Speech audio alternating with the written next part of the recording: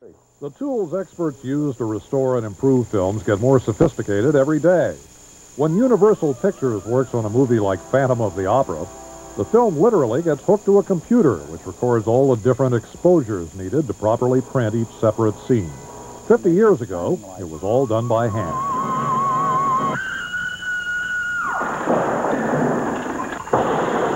And as Bob O'Neill of Universal points out, there's new technology that can take the scratches out of the Phantom, too. If you look at the old version, you're going to see a lot of colored dirt, colored scratches going through. Those were all that were on the surface of the film. Nowadays, we do all our printing liquid gate. Technical term, basically what it means is that there's a fluid that's able to fill in those scratches and take the scratches away. And before, where it was raining green dirt, now it's clean and it looks beautiful. This is that big pop that was there. You can hear it go over that now. And next time you see the Phantom, computers will have gone over every tiny detail in the soundtrack, too. Good night. Fred Law uses an amazing computer program that can zero in on blemishes on the soundtrack, erase them, and fill in the hole by repeating a sliver of sound taken from a split second before. You're very kind. There's the spike representing the pop on the screen, and you can see the computer get rid of it. You're very kind. Good night. They've come out with new software now that makes things so much easier to do and give you so much more flexibility that you just don't know where things are going. You can almost do anything now. That's the truth. And for the proof, travel across town to where they're working on new Laserdisc versions of the Charlie Chaplin films. What seems to be some nitrate damage. Chaplin's own archive copies of the films have been put on digital tape for restoration. Editor Brett Hampton can literally cover up film blemishes. There's the first frame where it goes bad. So I'm going to put up a blue line this time, and I'm going to cover over just that part of the picture where the damage is, and then replace that with the previous frame. And so, a little patch of picture from a split second before is electronically pasted over the blemish. Hampton has done this over 1,000 times on just this one movie. If you look just above the spittoon down on the left, there is some kind of dirt or nitrate damage. So what we're going to do is we'll put up our blue dot and then cover it with a piece from the previous frame. And as you can see, oops, not quite perfect. I've got to do a little adjusting. There. It's tedious sometimes because you have to be a real nitpicker to get some of the things, but that's what makes it more enjoyable for people to watch. And though Chaplin sometimes took a dim view of technology in his films, the man who supervised this restoration thinks the comedian would approve of what technology has done for him in these modern times.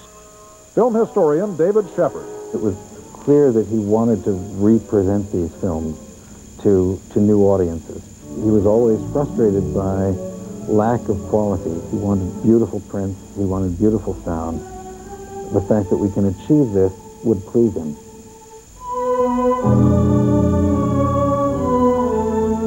It's exacting work, movie restoration, and for all the technology, there are only a handful of film labs archivists trust to do the job right. This is one.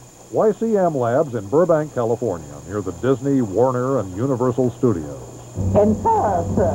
YCM made its reputation a few years back, joining with UCLA to restore Becky Sharp, the first feature made in 3-strip Technicolor. Pete Comandini of YCM recalls the 1935 film was a shambles. Most people had, through the years, given the picture up. Along the way, a lot of the reels got lost, misplaced, destroyed, whatever. So we attempted to piece that picture back together from what existed. Not until I find a home, or a room, a garret, any pillow to lay my head upon. Becky Sharp was very well received. Nobody had really seen the picture the way it was originally photographed. So when our restoration hit, it really shook a lot of people up. Well, I've spoken to him, and he thinks you'd make a very fine console at some distant spot. It was a monster. But then again, when you look back, it's one monster after another. Comandini and YCM tackled The Toll of the Sea, a monster from 1921, the first film in primitive 2-strip Technicolor. The negative existed, but had shrunk from 35 millimeter to 34, 33 and a half. Somehow, they got it in shape and went on to do Follow Through. It was the first all-talking, all-singing, all-golfing musical. All golfing? All golfing, yes. Yes, Follow Through had golfing. It also had a lot of girls in their underwear. This, after all, was 1930, before the censors cracked down on such things. And it had some devilish dance sequences, too.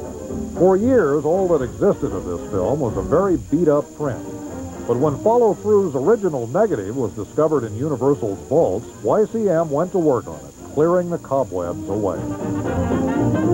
The Academy is presenting a special award of commendation to Peter. It's fitting, then, that the wizards of YCM were to get a special award from the Motion Picture Academy for their work in developing the new printing techniques that brought Follow Through and so many other films out of the shadows. But the YCM experts and all the others you've just seen would agree there's so much more to be done. They can provide the technical magic to restore America's vanishing films, but they need more help and more money from studios, from governments, from movie fans. Will the rest of us follow through?